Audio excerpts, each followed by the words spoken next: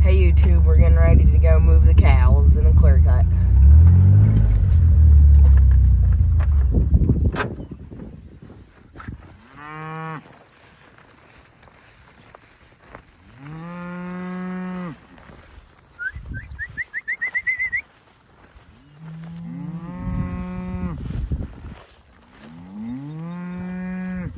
How y'all babies doing?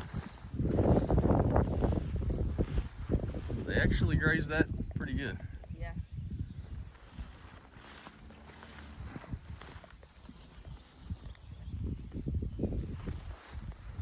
Good work, ladies. That's a pretty good graze and trample. Y'all ready to move? You got your babies up?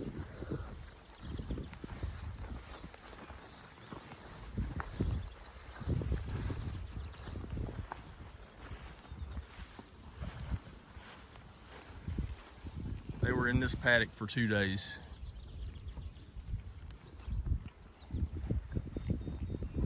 Come on.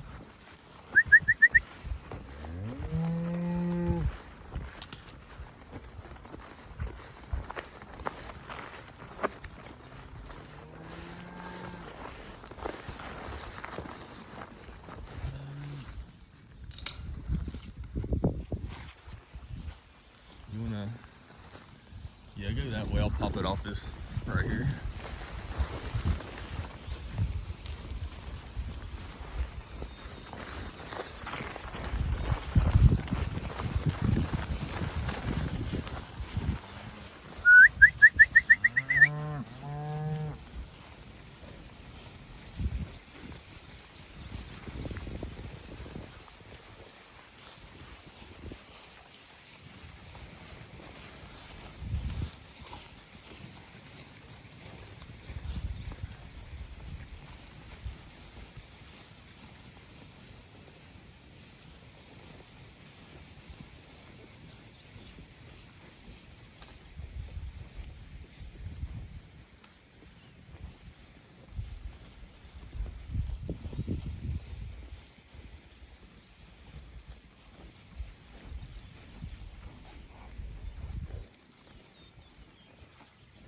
This has not been grazed since about March earlier this year.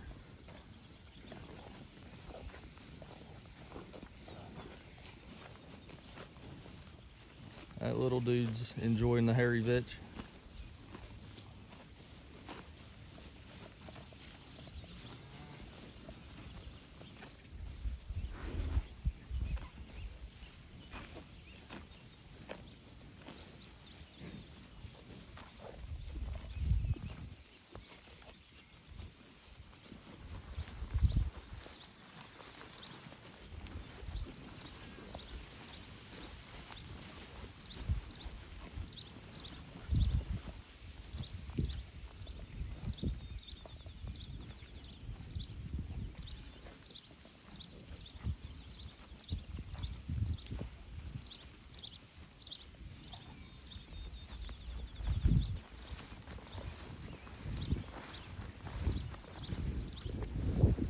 Looks like all the calves are liking the vetch.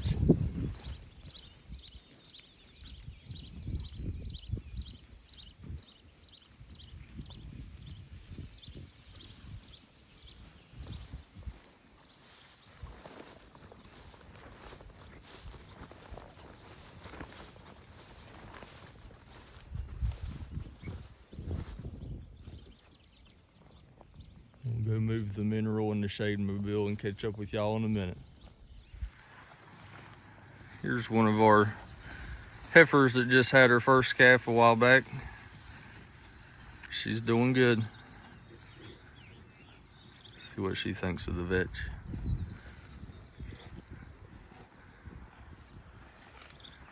Like it.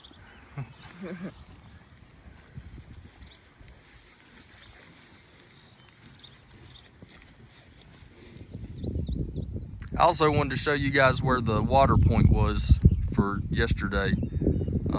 We're moving the water with the cattle about every day. And when you do that, you don't get one spot that's just beat all to pieces. I mean, this is trampled down really good, but it'll come back, you know, by the time they get back around.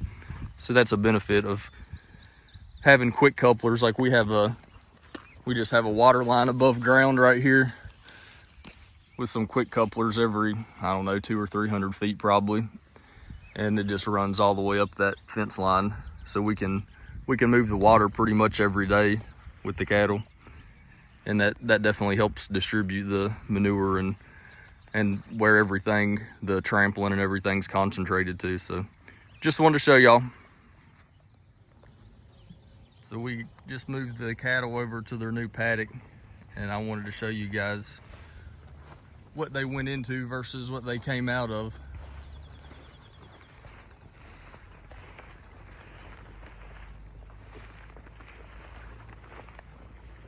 This is what they went into. There's a lot of clover and orchard grass, and there's still quite a few blackberries and stuff like that popping up too, and some pokeweed.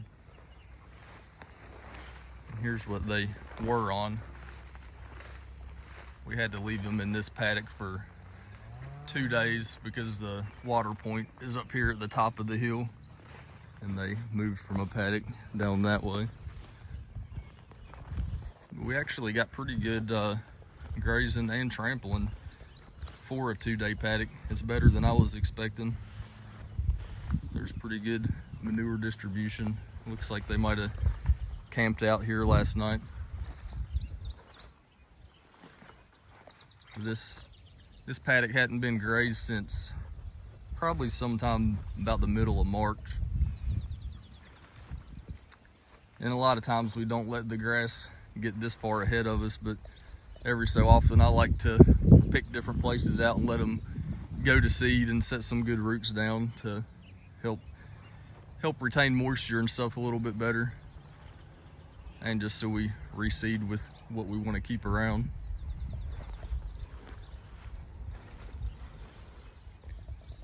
Got a bull chasing some heifers over there around the shade mobile.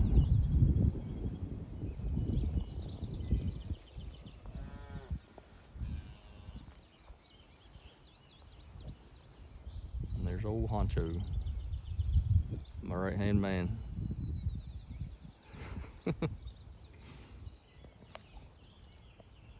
The paddock we just now moved him into, it'll be just a day move. The wire's right on the other side of those cows standing under that tree.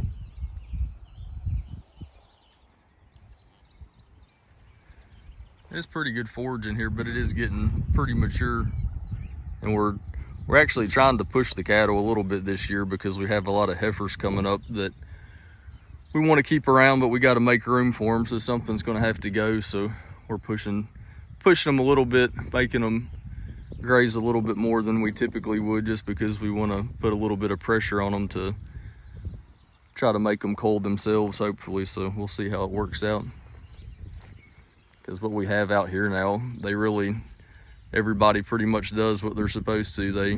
They breed on time and give us a calf every year. So we're starting to be able to get a little bit more picky with what we want to keep around now. And I know a lot of people, they want to graze like this all the time and take pretty much everything they can. Really even worse than this, because we still trampled a lot, so we're still feeding the soil. But I heard somebody say it years ago. I don't remember who it was. It was probably Greg Judy or somebody, but they said what's good for the land isn't always good for the cattle, and what's good for the cattle isn't always good for the land. And I think there's a lot of truth to that, because you can push the cattle and really tighten them up and make them trample an area, and you know, they'll get really good manure and urine distribution, but it's kind of pushing them a little bit.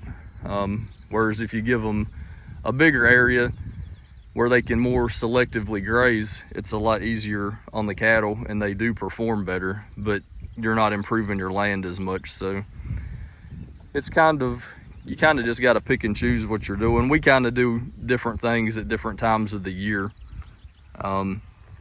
Like in the spring and fall, usually we'll be a little bit easier on the cattle and let them, because everything's pretty vegetative at that point, so we'll kind of let them just pick what they want and move them fast. but then in the summer, probably starting about in another month or so, we'll really tighten them down and put some pressure on them and make them trample some of this dry stuff, which it'll be dry at that point. And it buys time too to get back around, and hopefully we'll be getting some rain closer to fall and things will bounce back. But I just wanted to show you all what we had going on. Y'all have a good one.